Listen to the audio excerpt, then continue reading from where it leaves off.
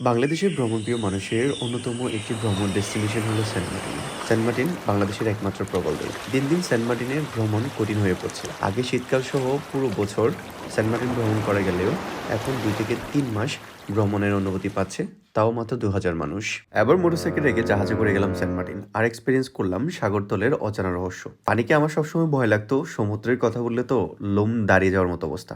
কিন্তু কিভাবে জয় করলাম এই ভয়কে? সেন্ট মার্টিন যাওয়ার পর আমার বন্ধু সালাউদ্দিন আমাকে স্কুবা করার জন্য সাহায্য করলো এবং সে জানালো পানি যদি ক্লিয়ার থাকে স্কুবা করলে অনেক ভালো লাগে। আমরা যোগাযোগ করলাম রাজু ভাইয়ের সাথে। পানি ক্লিয়ার থাকলে তিনি আমাদেরকে স্কুবা করার জন্য আমন্ত্রণ জানান। সেখানে যাওয়ার পর রাজু ভাই আমাদেরকে আগে সব ইনস্ট্রাকশন জানিয়ে দেন কিভাবে সেখানে বিহেভিয়ার করতে হবে। সেখানে যদি আমরা কথা বলতে পারি না, কিভাবে সাইনগুলো ব্যবহার করতে হবে তিনি আমাদেরকে শিখিয়ে দেন। পরে আমি কয়েকবার সেখানে ট্রায়াল দিলাম এবং পরে চলে গেলাম হচ্ছে সমুদ্রের তলে।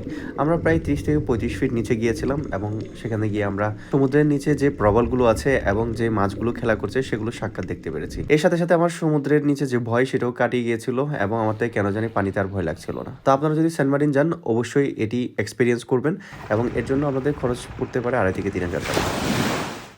আরেকজনের যে বিচি কান্দে উঠে গেছে নামাই গেছে। ব্যাপারটা অনেক ইজি। ডুব মারলে তোমার আসলে ভয় করতেছে তো, হার্ট বিটের কারণে এগুলো হচ্ছে। না ভয় পেও না। ওইটা ক্লিয়ার হয়ে গেছে গা, ইভেন ব্রিদিং ক্লিয়ার হয়ে গেছে গা।